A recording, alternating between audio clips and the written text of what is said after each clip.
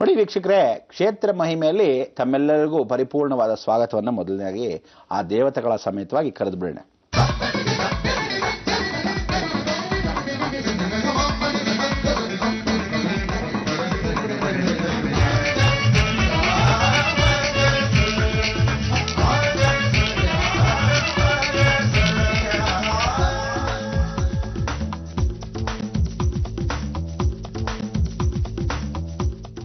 ನೋಡಿದ್ರೆ ದೇವತಾ ಅನುಗ್ರಹ ಯಾವತ್ತೂ ಹೀಗೆ ಇರಬೇಕು.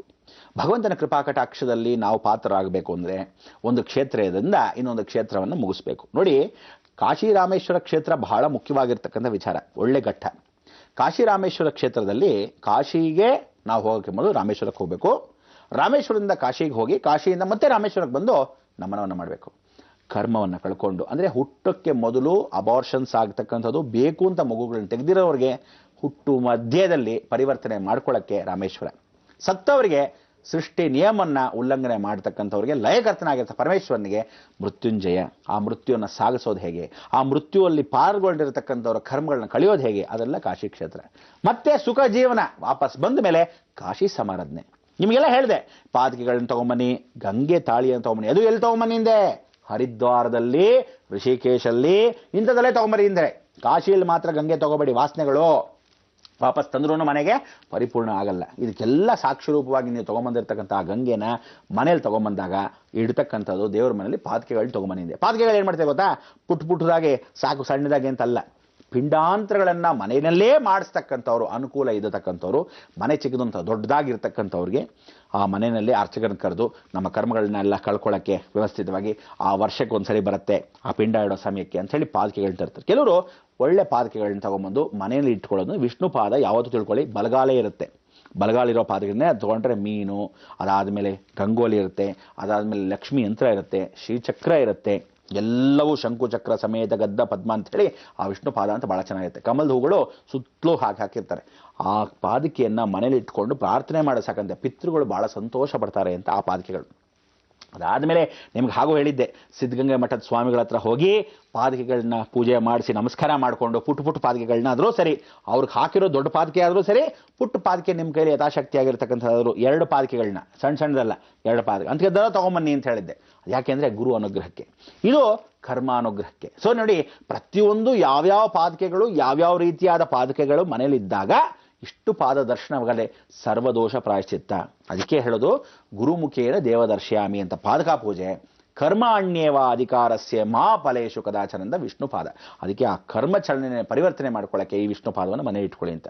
ಈ ವಿಷ್ಣು ಪಾದವನ್ನು ಯಾರ್ಯಾರು ಪೂಜೆ ಪುನಸ್ಕಾರವನ್ನು ಮಾಡ್ಕೊಳ್ತಿದ್ದೋ ನೀವೆಲ್ಲ ಗಂಗಾ ತಾಳಿ ಸಮೇತವಾಗಿ ಪುಟ್ಟದಾಗಿರ್ತಕ್ಕಂಥದ್ದು ಏನೋ ಅನ್ನಪೂರ್ಣೇಶ್ವರಿ ವಿಗ್ರಹ ಎಷ್ಟು ತಗೊಂಬ ಅಂತ ಹೇಳಿದೆ. ಕನಿಷ್ಠ ಪಕ್ಷ ಒಬ್ಬ ಮನೆಗೆ 12 ತಗೊಂಬನ್ನಿ. ಅದರಲ್ಲಿ 10ನ ದಾನ ಮಾಡಬೇಕು. ಇನ್ನೆರಡು ವಿಶೇಷವಾಗಿ ಮನೇಲಿ ಒಂದು ಇಟ್ಕೋಬೇಕು, ಇನ್ನೊಂದು ಕುಟುಂಬ ಪರಿಪೂರ್ಣವಾಗಿ ಯಾವುದಾದ್ರೂ ಒಂದು ವಿಚಾರಕ್ಕೆ ಇಟ್ಕೋಬೇಕು. ಅಂದರೆ ಕೆಲವರ ಪಾಪ ಸೀರಿಯಸ್ ಆಗಿರ್ತಾರೆ, ಅಂಥವ್ರು ಇನ್ನೇನು ಹೊರಟು ಬಿಡ್ತಾರೆ ಅಂದಾಗ ಆ ಗಂಗೆನ ಬಾಯಿಗೆ ಹಾಕಕ್ಕೆ ಇಟ್ಕೊಳ್ತಕ್ಕಂಥ ವಿಚಾರ. ಆದ್ದರಿಂದ ಪ್ರತಿಯೊಬ್ಬರಿಗೂ ಬೇಕಾಗಿರ್ತಕ್ಕಂಥ ಕರ್ಮಾನುಸಾರವಾಗಿ ಇದನ್ನು ತಂದ ಮೇಲೆ ರಾಮೇಶ್ವರಕ್ಕೆ ಹೋಗಿ ಬರಬೇಕು ಅಂದೆ. ರಾಮೇಶ್ವರ ವಿಚಾರ ಎಲ್ಲ ಹೇಳಿದ್ದೀನಿ. ರಾಮೇಶ್ವರಕ್ಕೆ ಹೋಗಿ ಬಂದು ಎಲ್ಲ ಸ್ಮರಣೆ ಮಾಡ್ಕೊಂಡು ಬರೋದು. ಆದರೆ ಕಾಶಿಯಿಂದ ತಂದಿರತಕ್ಕಂಥ ಗಂಗೆ ಒಂದು 5 ಲೀಟರ್ ಕ್ಯಾನಲ್ ತೊಗೊಂಬಂದಿದ್ನಲ್ಲ, ಅದನ್ನೇ ಎತ್ಕೊಂಡು ಹೋಗಿ ನೀವು ಅರ್ಧ ಮಾಡಿಕೊಂಡು ಅಲ್ಲಿ ಗಂಗೆಯನ್ನು ಅಭಿಷೇಕವನ್ನು ಮಾಡಬೇಕು. ಗಂಗೆಯನ್ನು ಎತ್ಕೊಂಡ್ಬಂದು ರಾಮೇಶ್ವರ ತೀರ್ಥವನ್ನು ರಾಮೇಶ್ವರಕ್ಕೆ ಅಭಿಷೇಕ ಅಲ್ಲಿ ತಿರುಗಿ ತೀರ್ಥ ತೊಗೊಂಬರ್ಬೇಡಿ. ರಾಮೇಶ್ವರಕ್ಕೆ ಅಭಿಷೇಕ ಮಾಡಿ ಸಾಕು. ಆ ರಾಮನಾಥೇಶ್ವರ, ರಾಮ ಪೂಜೆ ಮಾಡಿರೋ ಈಶ್ವರ ಬಹಳ ಸಂತೋಷ ಪಡ್ತಾನೆ. ಯಾಕೆಂದರೆ ದಕ್ಷಿಣದಲ್ಲಿರ್ತಕ್ಕಂಥವ್ರಿಗೆ ಉತ್ತರ ಪ್ರಾಂತದಲ್ಲಿ ನಮ್ಮಿರ್ತಕ್ಕಂಥ ಬಾಂಧವ್ಯ, ಉತ್ತರದಲ್ಲಿರ್ತಕ್ಕಂಥವ್ರಿಗೆ ದಕ್ಷಿಣದ ಪ್ರಾಂತದ ಬಾಂಧವ್ಯ. ಅದಕ್ಕೆ ಎರಡೂ ಬಾಂಧವ್ಯದಲ್ಲಿ ಕಾಶಿ ವಿಶ್ವನಾಥ, ರಾಮೇಶ್ವರ ಎರಡೂ ಆ ರಾಮನಾಥೇಶ್ವರ, ಕಾಶಿ ವಿಶ್ವನಾಥ ಇಬ್ಬರನ್ನ ಒಂದು ಪಟವನ್ನು ಮನೇಲೇ ಇಟ್ಕೊಂಡಿರ್ತೀವಿ, ನಮಸ್ಕಾರ ಮಾಡ್ತೀವಿ. ಯಾರ್ಯಾರ ಮನೇಲಿ ಕಾಶಿ ರಾಮೇಶ್ವರ ಯಾತ್ರೆಯನ್ನು ಮಾಡ್ಕೊಂಡು ಬಂದಿರೋರು ಕಾಶಿ ಸಮಾರಾಧನೆ ಮಾಡಬೇಕು. ಈ ಕಾಶಿ ಸಮಾರಾಧನೆ ಬಹಳ ವಿಶೇಷ. ಹೇಗೆ ಮಾಡಬೇಕು ಎತ್ತ ಅಂತ ನಾನು ಖಂಡಿತ ತಿಳಿಸ್ಕೊಡ್ತೀನಿ, ಆದರೆ ಇವತ್ತಲ್ಲ ನಾಳೆ. ಅದರಿಂದ ಕ್ಷೇತ್ರ ಮಹಿಮೆಯಲ್ಲಿ ಇಷ್ಟೆಲ್ಲ ವಿಚಾರ ತಿಳಿಸ್ಕೊಂಡಿದ್ದೀನಿ. ಕಪಿಚೇಷ್ಟೆ ಬಿಟ್ಟು ಗಂಭೀರತೆ ಬೇಕು. ಜೀವನದಲ್ಲಿ ಯಾವತ್ತೂ ತಿಳ್ಕೊಳ್ಳಿ, ಯಾವ ಕಾರಣಕ್ಕಾದರೂ ಒಳ್ಳೆಯದನ್ನು ಮಾತ್ರ ತಗೋಬೇಕು, ಕೆಟ್ಟದನ್ನು ಬಿಡಬೇಕು. ಕೆಟ್ಟದನ್ನು ಯಾವ ಕಾಲಕ್ಕೂ ಅಭ್ಯಾಸ ಮಾಡ್ಕೋಬಾರ್ದು, ಬೇರೆಯವ್ರಿಗೂ ಹೇಳ್ಕೋಬಾರ್ದು. ಒಳ್ಳೆಯದನ್ನ ಮಾಡೋಕ್ಕಾದರೆ ಖಂಡಿತ ಮಾಡಿ. ಅಕಸ್ಮಾತ್ ಒಳ್ಳೇದು ಮಾಡೋಕ್ಕಾಗಿಲ್ವಾ, ಬಾಯಿ ಮುಚ್ಕೊಂಡು ಕೂತ್ಕೊಂಡಿರಬೇಕು. ಕೆಟ್ಟದನ್ನು ಮಾಡೋಕ್ಕೆ ಹೋಗಬೇಡಿ. ಕೆಟ್ಟದನ್ನ ಮನಸ್ಸಲ್ಲಿ ಕೂಡ ಸ್ಮರಣೆ ಮಾಡ್ಕೋಬಹುದು. ಯಾಕೆಂದರೆ ಜೀವನದಲ್ಲಿ ಕರ್ಮನ ಕಳೀತಕ್ಕಂಥ ಭಗವಂತ ನಿಮ್ಮಲ್ಲೇ ಇರ್ತಾನೆ.